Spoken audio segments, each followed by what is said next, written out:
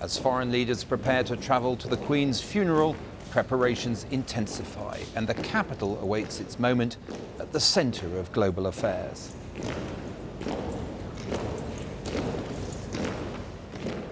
Amid the solemn scenes of next week's funeral, will there also be opportunities for new conversations between world leaders? We ask a former head of the diplomatic service. And tomorrow, the former Prince of Wales will be in Wales. I'm in Cardiff looking ahead to what sort of reception the King will receive and this nation's complex relationship with the Crown. Also tonight, we look forward to next Friday's fiscal event when a package of measures designed to stimulate growth and ease the cost of living crisis will be revealed.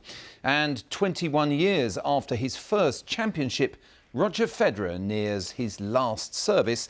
We'll examine his impact on the world of tennis. Good evening. This remarkable week of national mourning continues with queues to file past the late sovereign's coffin, reaching almost 5 miles long this evening. Further details were revealed also today about the state funeral on Monday. The main service in Westminster Abbey will begin at 11 a.m. After its conclusion, the late Queen's remains will be taken to Windsor Castle, where there will be 2 additional ceremonies, including one outside the public gaze for her family. She will then be laid to rest in the Royal Vault at Windsor Castle. We've learned also some more details about the guest list for the service in Westminster Abbey, including which foreign leaders will or will not be attending. So, the British state funeral is a rare and precious thing. There have been ceremonial funerals, but only monarchs and the most respected non-royals get a state funeral. Margaret Thatcher declined the honour, and the last time London witnessed the full state occasion was in 1965 for Winston Churchill. Westminster Abbey has a capacity for around 2,200 people. That includes the cream of British society, but also 500 heads of state and foreign dignitaries are expected to attend. It's a fearsome organisational task, and in order to help make it manageable, overseas VIPs have been asked to arrive on commercial flights only and told they'll be bussed en masse from a site in West London to Westminster Abbey. President Joe Biden is one of the big fish exempt from the bus rule. So who else will attend? President Macron, the presidents of Germany, the European Commission and Poland also. The prime ministers of key Commonwealth countries, Australia, Canada and New Zealand will be there, as will other crowned heads, including the Emperor of Japan and kings of Spain, Norway and Sweden. Then there are the leaders where relations aren't always easy, but for whom the funeral may provide an opportunity for some fence mending, including the Vice Premier of China, Presidents Erdogan of Turkey and Bolsonaro of Brazil. But what about those left off the list or in bad favour with HMG? North Korea, Iran and Nicaragua will have been invited but will only attend at the level of their London ambassadors. And those actually not invited include Russia, Belarus, Myanmar, Syria, Venezuela and Afghanistan. Well, joining us to discuss the diplomatic aspects of Monday's ceremonial is Lord Simon MacDonald, formerly head of the diplomatic service. Welcome to Newsnight. Clearly Monday is a moment for Britain to demonstrate its skill at this type of ceremonial, but also quite a few risks, aren't there? Of course. We will never have seen so many heads of state and government gathered at one time, in one place, one building in London. But the security arrangements are clearly in place. Everything has been planned in advance, and I think confidence is quite high. Now, looking at previous events, and ones you've had experience of, how sanguine will foreign leaders be about commercial flights and shuttle buses and all this type of thing? Not sanguine, but I think they and their teams will understand this is an exceptional moment. The late Queen was an exceptional person, the last link with the Second World War, somebody who was known more or less by everybody on the planet. Most of these foreign leaders will have met her at one time or other. So they are coming to pay respects on behalf of their country, but also to show their personal respect for someone they knew. And we know that Liz Truss will meet Joe Biden on the margins of the ceremonial. How do you balance the desire, if you like, to do diplomatic business at a moment like this with the obviously very solemn nature of this occasion? The diplomatic business is frankly in the back seat. The purpose is to show respect for the late monarch. And I think everybody understands that. But when so many important people are in one place, of course, business is done in the margins. Everybody expects that too. So what would be the most interesting sort of meetings or possible connections that you might be looking out for, knowing the guest list? I think quite a few of them will be intra-European. Relations with the European Commission, with certain European states, have been strained of late. And this is a reminder to everybody, to all sides, of the importance of the United Kingdom, the closeness of the United Kingdom. As I say, Her Majesty was a link to the Second World War, and others will see that the UK remains a key European country. It's interesting that you mention or you put Europe at the forefront there, because President Macron has made a number of statements, hasn't he, both in person and on social media, addressing the British people, expressing the depth of France's friendship with the British people. And that's been fascinating in a way, hasn't it? It's almost like it's a moment where the normal hurly-burly of politics can be set aside for the expression of deeper ties and the common history of countries like UK and France. Absolutely. And not only France, but also, I would add, Germany and the United States, the countries to which the Queen paid most state visits. And it wasn't in the end about the relationship between the top political levels. It was the relationship between our monarch and the peoples of these countries. If you look at French and German media this week, the Queen has taken over the front pages. There's wall-to-wall coverage in European countries as well as in the UK. Lord MacDonald, thank you very much indeed. Well, coming up, we look ahead to next week's government flagship fiscal event. And has Bitcoin finally put a dent in its enormous carbon footprint? But first, we're reporting from around all four of the UK's regions, 4 nations this week. So now let's go to David Grossman in Cardiff. Mark, tomorrow King Charles will arrive in Cardiff for his first visit to Wales as monarch. It will begin with a service of prayer and reflection here at Llandaff Cathedral, and from there he'll go on to the Senedd, the Welsh Parliament, to hear the condolences of members. And then the King, accompanied by the Queen Consort, will go on to Cardiff Castle, a drive through the city, where they're expecting big crowds. Now, you may recall that 1 week ago tomorrow, the King used his first address to his subjects to announce that his son, William, and William's wife, Catherine, would assume the titles of Prince and Princess of Wales. Now, both undeniably have long associations with this country, but even so, some historians suggest that those roles, those new roles, may not always be comfortable and may not always be welcomed in all parts of Wales. Compared to other parts of the UK, recent polling suggests that the affection for the monarchy here is slightly less than other parts of the UK. In the past week, more than 25,000 people have signed an online petition calling for that title of Prince of Wales to be scrapped completely. Anna Collinson reports.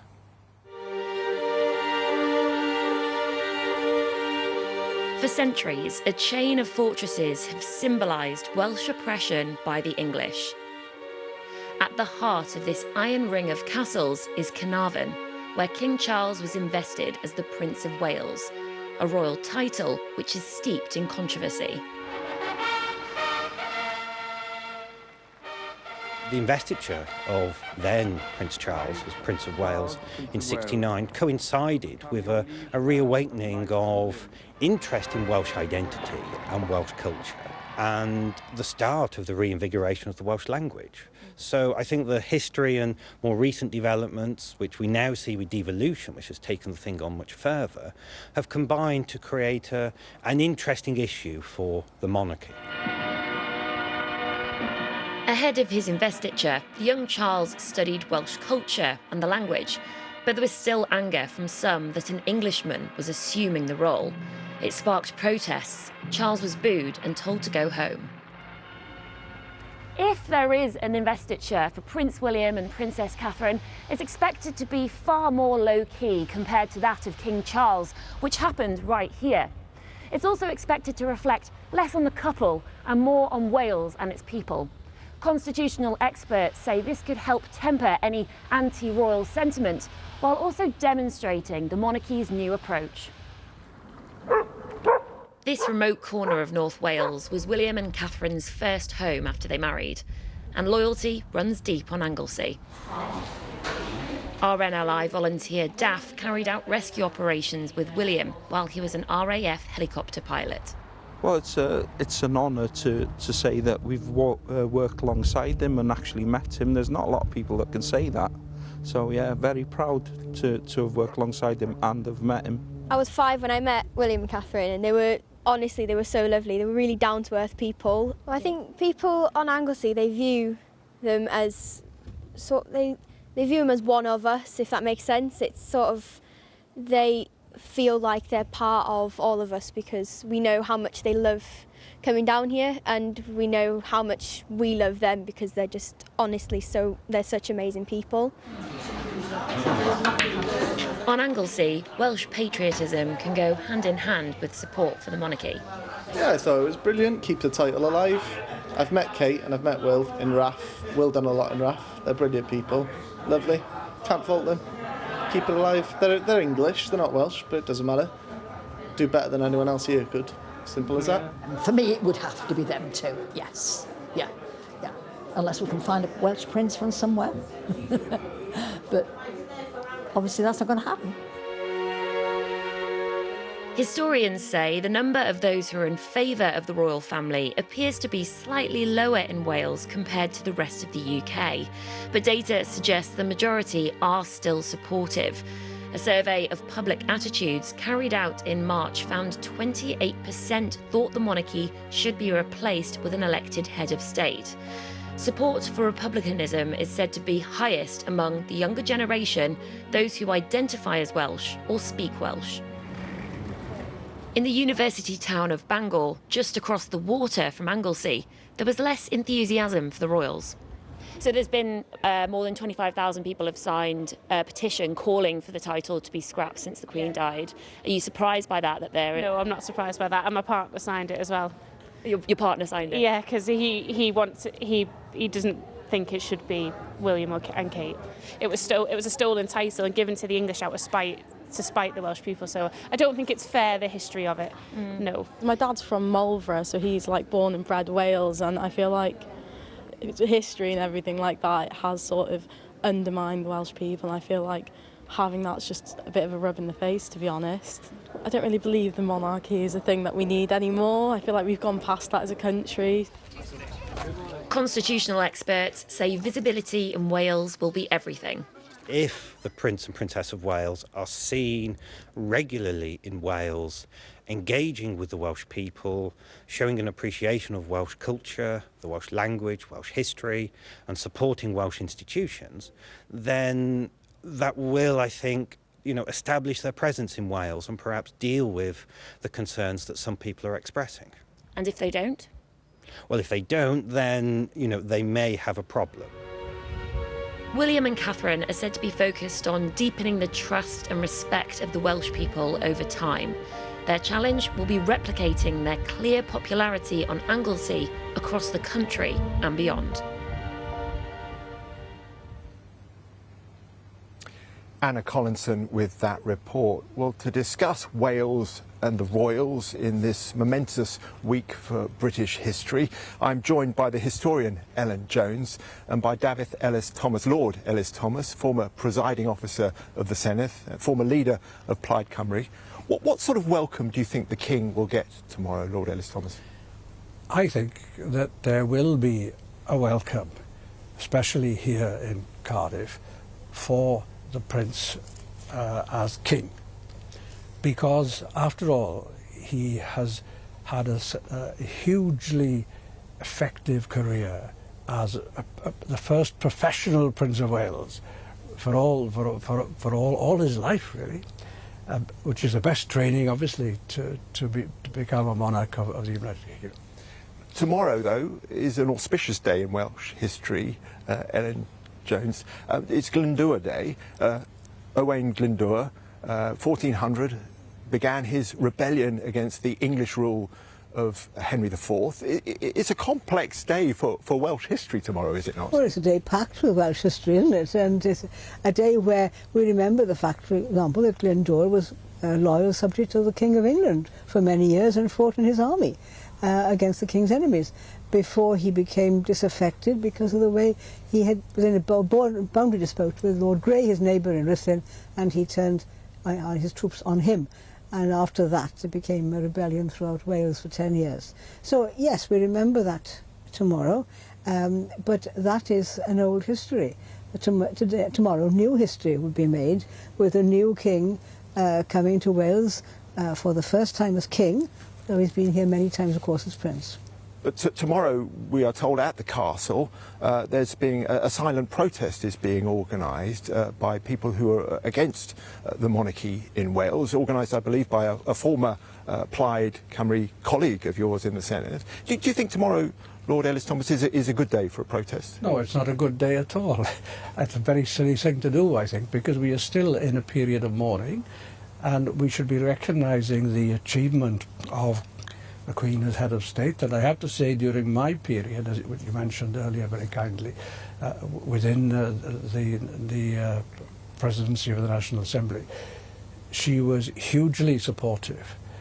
And she realised that in a particular way that what she'd experienced within the Commonwealth was now happening within the United Kingdom. And her experience in Scotland made her realise that what was happening in Wales had a significance. And I must say that she was very supportive for the development of devolution, and one might not have expected that given some of the things that she said at the beginning of her reign. You've met the King when he was Prince Charles on a number of occasions. Do you think he will be keen to see another investiture of a Prince of Wales, the sort of thing that he had? I don't know the answer to that question, but I don't think I should announce it on Newsnight. Well, give us a hint. I mean, can we expect to come back for an investiture? It's extremely unlikely. There will be a coming out party, I would have thought, for the new Prince and Princess of Wales. But I personally would not favour another stunt in Caernarfon Castle. The first one was organised by David Lloyd George, the second by George Thomas. They were all attempts to make themselves popular as politicians, and it's not a good way to treat the royal family. Do you think, Ellen Jones, that devolution has made a difference to this relationship between this nation and the Crown? Yes, I do think it's made a significant difference, and a positive one in my view.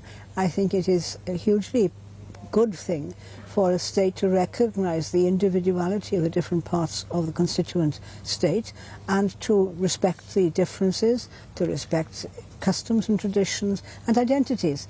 And therefore I think devolution has given a very positive confidence to Welsh people, and it would appear from the polls that they would prefer to have more devolution rather than entire independence.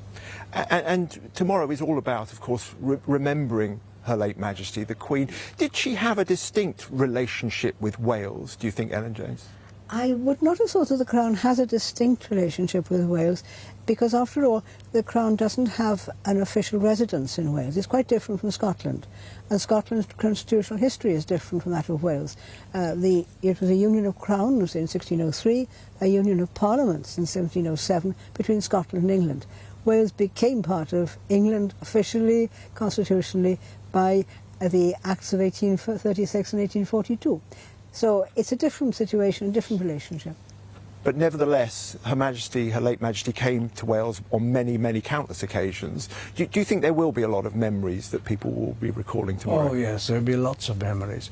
And in my discussions and in my understanding, of her views. She was very keen. Whatever she did in Scotland, she would do in Wales. And that's why she came religiously, one might almost say, to open the National Assembly, as she did in the Senate, as she did for the state opening of Parliament. She saw that transformation of her kingdom into a quasi-federal state, and I think she was comfortable with it. David Ellis-Thomas, Lord Ellis-Thomas, Ellen Jones, thank you very much. The weather forecast, Mark, looks set fair for tomorrow, and of course there will be full coverage on the BBC. Back to you in London. David, thank you very much. Well, due to official national mourning, political business has been largely on hold this week. But we now know that tomorrow week there will be a fiscal event. That's not a budget, but an announcement of a raft of tax and spending measures designed to stimulate the economy. The new Chancellor, Kwasi Kwarteng, has told Treasury staff to prioritise pushing economic growth to 2.5% annually, rather than fiscal discipline. That follows the dismissal of the department's permanent secretary or senior civil servant and criticism by Liz Truss that Treasury orthodoxy, as she put it, was holding back the economy. Here's our economics editor, Ben Chu. During a cost of living crisis, rising poverty and demand for food banks and widespread strikes, it might seem an odd time for a Chancellor to be mulling lifting a cap on bankers' bonuses. It's actually not clear that getting rid of the bonus cap, which was introduced at an EU level in 2014, would result in higher banker remuneration than otherwise, or that it's been well designed from a financial stability perspective. We're told that the Chancellor is considering this move as a way to boost the competitiveness of the City of London, as part also of a wider strategy to boost the UK GDP growth rate. So would it do that? The whole idea behind it is, of course, that we will become more attractive to international bankers who want to come and work here. I haven't seen any evidence that we haven't been attractive to them. Even since Brexit, we seem to have done reasonably well in the financial sector in terms of having the talent that I think the financial sector wanted. Kwasi Kwarteng has instructed the Treasury to work to a specific GDP growth target, 2.5% a year. Is 2.5% GDP growth feasible? Well, in the 1950s and 60s, we often had growth of over 5%. In the 1980s, growth was around 3.3% on average. In the decades up to the 2008 financial crisis, we had 2.7% growth. But after the financial crisis, up to the pandemic, we only had growth of around 2% a year. And it's this downward shift over the decades in the growth rate that makes some economists sceptical about the feasibility of getting back to that 2.5% rate. The focus on growth, I think, is absolutely welcome. I think the challenge, though, is that actually everyone focuses on the last decade. It's part of a much longer story. Growth has been slowing, productivity growth has been slowing for a number of decades. And you've got really some pretty big structural factors at play, particularly around demographics and particularly the shift into lower productivity services. And those are going to continue to be headwinds over the coming decades. And so, you know, policy can make a difference, whether you can get from where we are now back to 2.5%, given those really strong headwinds. I think that is going to be very challenging. Immediately upon taking office, Mr Kwarteng sacked Tom Scholar, the Treasury's permanent secretary, its top civil servant. An unprecedented move, though one his supporters say represents a necessary break with a failed Treasury orthodoxy. But some worry about the effective politicisation of the civil service that the dismissal implies. I think politicising the civil service is never a particularly good idea because, of course, first of all, you lose various skills. But the second thing is you need to give if you like, the confidence that the policies that are being introduced have had a proper cost-benefit done. I think there is a danger that the machinery that delivers advice will be not giving perhaps the right advice or not being allowed to give the right advice. And in my view, that's not good for the economy in the long term because you may be making the wrong decisions, which are not going to lead to growth of the type that we like to see. We know there will be tax cuts from Mr Kwarteng's fiscal statement next week, which he says will help boost growth. Some, though, have drawn comparisons with a previous Tory Chancellor, Anthony Barber, who cut taxes in the early 1970s, but ended up overheating the economy. There are precedents in history, and you look at sort of Tony Barber's budget speech in 1972 saying my tax cuts are actually going to be disinflationary. That obviously didn't work out well for him, and I'm sure the Treasury are there making those points. Look, if you just pump more money into an economy which is, you know, already basically at capacity, all you're going to do is push the bank to raise rates even more aggressively, and that potentially could end badly. So, are we about to enter a new era of higher growth, or to relive a painful chapter of economic history? Next Friday, when the Chancellor delivers his fiscal statement, we will perhaps start to find out.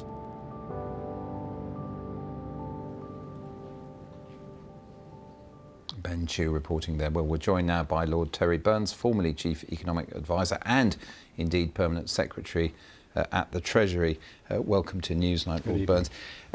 We've heard this language about prioritising growth, discarding Treasury orthodoxy. How big a change do you think that is? Well, Treasury orthodoxy is really what the policies of the government of the day are. I mean, it supports the policies of the government and it does its best to implement them. For the last 25 years, of course, we have been living in a world in which inflation has been low, and the emphasis has been upon sound money. It's been on the basis of sound finances, the belief that if you can stabilise the economy in that way and you can support the supply side of the economy, then you can get a good growth rate and a good performance. I think there are signs that things are changing. There seems to be a belief that we can separate fiscal policy from monetary policy, and that we can have a rather easier fiscal policy and high borrowing requirement, and then put all of the pressure upon the Bank of England with its monetary policy to deliver low inflation. And that is really quite a big shift in policy. If that is what is going to happen, of course, we don't yet know. It's a big shift, but it's a lot of people would say a dire economic outlook. Is it worth taking the risk of that type of shift? Well, there are always risks in economic policy. A lot of them come from overseas. You never quite know what is going to happen. The issue at the moment, of course, is that we have very high energy costs. If they were to come down over the next 12 months, 18 months or so, then I think the risk would probably work out quite well. If it went the other way and we had high energy prices for a longer time, we could then, with the scale of borrowing that is being talked about, we could find ourselves in quite a tricky position. Well, there's a big package, isn't there? Up to 150 billion going to be used to cap the cost of energy. Yes. I mean, do you think there's a possibility that there's just going to be a kind of conflict now between government policy in this sense and the Bank of England, which, if the inflation rate starts going up as a result of this, feels, well, we've got to jack up the interest rate and then potentially have a conflict with the government? Well, this is what I meant by the issue about in a sense, the fact that we have two policies. We have a fiscal policy and we have a monetary policy. The orthodoxy of the last 30 years has been that these two policies should really support each other, that we should reinforce one with the other and make them consistent. If we move into a position where we are going to have one of those policies aimed at enhancing growth and the other one at controlling inflation. You can just imagine that those tensions could really become quite severe at times. But how that works out will depend a lot on what happens in the wider world. As far as I'm concerned, it looks to me that it's quite a high-risk strategy that is being proposed. Not because of the support for the energy costs, which I think everyone agrees there needs to be some, but if it's going to be added to with further tax reductions, then we are in a different world. Characterise it, I'm sorry, we're almost out of time, but you characterise it as a high-risk strategy. Perhaps Tom Scholar would have done the same and he lost his job. Is this about shaping the advice, do you think, that is going to be given to ministers? Will it deter frank advice of that kind? I doubt it, but for the senior people, I doubt it. I mean, the Treasury has always been really quite good at giving impartial and frank advice. Sometimes it's not well received.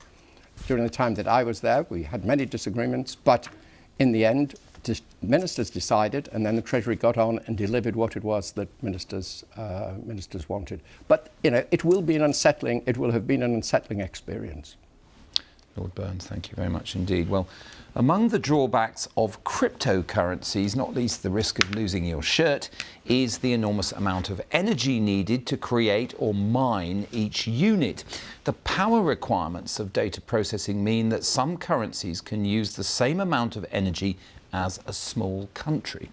Well, now the second biggest cryptocurrency, Ethereum, has gone green, switching over to a new operating model that uses 99% less energy. The change, called the merge, has been described as a landmark historic moment for the digital currencies market, something designed to win over critics who see cryptocurrencies as environmentally harmful. Here's our science correspondent, Kate Lamble. Record highs, record falls. Cryptocurrencies have had a turbulent few years. Investors have become very familiar with things like Bitcoin and Ethereum, but their future, how many of us will really use these digital coins, is still in question. One problem critics often bring up is that cryptocurrencies use energy, a lot of energy. In general, we're now getting to the point where we are benchmarking them in terms of whole other countries' uses of energy. For instance, Ethereum was using about as much energy as the country of Finland. In the last year, Bitcoin used roughly as much electricity as the Netherlands, a country of almost 18 million people. And this need for energy is built into the very way these currencies operate. They have a lot of computers trying to guess a random number that will then, if they guess the right random number, will award them more Bitcoin or more other types of coin. The more energy you throw at it, the more guesses you can make. And the more guesses you can make, the more likely you are to guess the right number. And so big companies build big data centers with all these computers that are just trying to guess that number. The point of computers guessing these numbers is to add another block of information to the permanent record of the currency, the blockchain.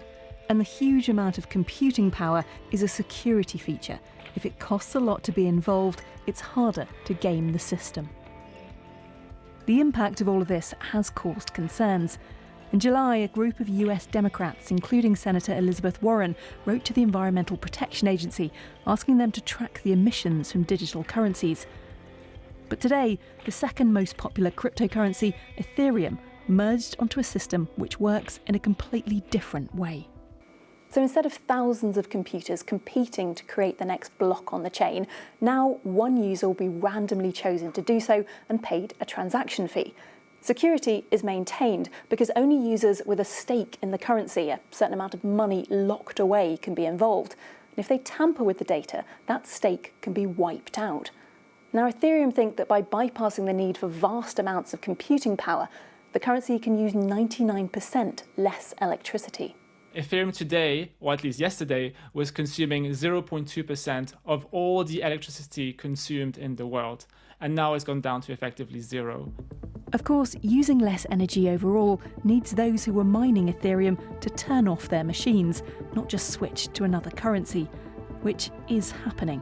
If we look at the computing power being used to mine a very similar cryptocurrency, Ethereum Classic, we can see it ticked along pretty steadily until today, when Ethereum could no longer be mined. Still, after the turmoil of the crypto markets in recent months, many see this as a more sustainable but still secure way forwards. The merge is a massive stepping stone towards Ethereum accomplishing its mission of becoming the settlement layer for the Internet of Value, meaning that anyone on the world who wants to perform trusted transactions of value can now go on this blockchain and interact there without a trusted intermediary. The first day is still very early days for Ethereum's new system. So far, it seems to be working. If that continues, it could pile more pressure on other currencies to reduce the impact of their energy use. Kate Lamble mining away there. Now, the tennis world has been reacting to the news that Roger Federer will play his last professional tournament next week. Billie Jean King described the 20-time Grand Slam winner as the champion's champion. Martina Navratilova tweeted, "Thank you for all the magic." The 41-year-old player has achieved such a legendary reputation that he's been described as the only celebrity in his native Switzerland, a country traditionally allergic to that concept. Here's a reminder of the day Federer won his first Wimbledon championship back in 2003. Roger Federer, Wimbledon champion. You better get used to that. Thank you.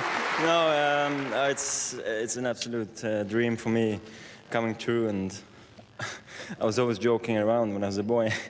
I'm going to win. Now I have it.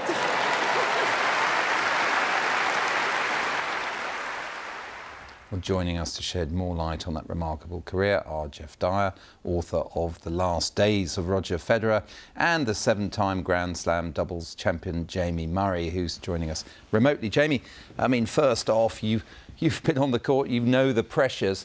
What's your assessment of Federer as a player? Well, he was a genius, wasn't he? He was an artist, like, you know, a true artist. The way that he moved around the court, his technical skills, his level of shot making, his talent, his sort of his poise and his ability to perform his best under pressure is just was incredible. And I think, like, you know, there's so much, you know, data and stats that you can get stuck into about his career, but I think his biggest legacy is like how he made people feel when they watched him play. The joy of the game, and I suppose the good manners almost with which he conducted himself. Yeah, I mean, he was very, very gracious, very humble guy. I think over time as well, I think some of the big losses that he had in some of these, you know, Grand Slam matches and stuff, and how emotional he was about it, I think kind of almost like humanized him in a way to a lot of people, and they grew closer to. I mean, people make pilgrimages almost to watch him play from all parts of the world, and right. Yeah, I mean, he was an incredible tennis player. I mean, he completely transcended the sport with his, I guess, domination at the beginning of his career, but more, I think, the way that he played, his style, and how he went about his business. Jeff, to what extent did he also transcend age, in a sense, as a professional sportsman, or at least push the boundaries, push the limits? Yeah, there was that period after he won his first slam. By the way, didn't he look different back then, almost unrecognisable, when he was winning everything in sight, and we took that for granted. Then there was that phase when he became rather vulnerable, and we'd think, oh, he's sailing through the early rounds, and then he'd come up against the Balkan wall of Djokovic's defence, or the swirling menace of Nadal's forehand, and he'd get beaten. And the thing was, he kept playing, and we were so pleased that he did, so that we could see this beautiful style of his, even though it looked like he'd never win another slam. And then wonderfully, in 2017, there's this incredible comeback after surgery when he beats Nadal in that incredible final of the Australian Open 2017, goes on to win Indian Wells, then Miami, and then Wimbledon. All of this, as it were, in the final kind of blaze of twilight. And all of those titles, they were kind of, that felt like a bonus. And then it ended rather sort of tragically with those famous 2 match points that he had against Djokovic just before COVID. And he lost those 2 match points. And it's funny, from that moment on, you felt he's not going to win this match. And there's just that kind of, there will always be, I think, that slight feeling of poignance about Federer, which is amazing, given that he won so much. Jamie, I mean, obviously Serena Williams also departing the professional tennis scene. To what extent are we now in a moment of transition? How long will it take both male and female tennis players to equal the achievements of those 2 giants? A long time, probably. You know, Rafa's obviously getting older as well. Novak too. They've obviously surpassed Federer in the last sort of year or so with Grand Slam titles and stuff. But you know, he'll leave a huge loss in the sport. I mean, he was so even by his peers. I mean, he was so well liked, and they held him in the highest regard. I think for what we talked about before, like his style of play. I mean, it was incredible to watch it, and that's why he had, was so popular universally. I think, again, like I said, more so than maybe the titles, etc., that he'd won. It's just how people felt. Absolutely. And Jeff, I mean, you've already talked about the flowering, this extraordinary moment relatively late in the career. Is this just about people changing, having longer at the peak of fitness and the peak of alertness, or is he, in a sense, a unique figure as a sporting figure? Well, I think the thing was that tennis can be a very tormenting game. So we think of Nick Kyrgios, somebody who seems to be driven nuts by it at times. Roger, it seemed, they kept saying, well, you're not going to win anything else. Don't you think you should retire? And he always said no, because he seemed to love play. He loved everything about playing tennis and about being on the tour. And I think that was the one of the things about it, just his enjoyment of this.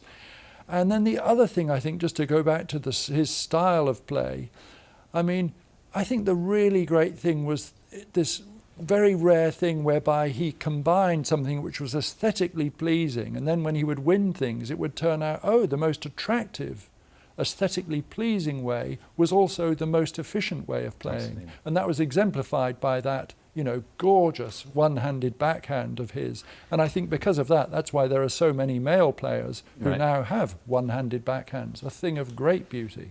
Thank you. I'm afraid it's a game, set and match, Dyer and Murray, for this evening for us, but thank you both indeed very much. That's all from us for tonight. Faisal will be here tomorrow. Till then, good night.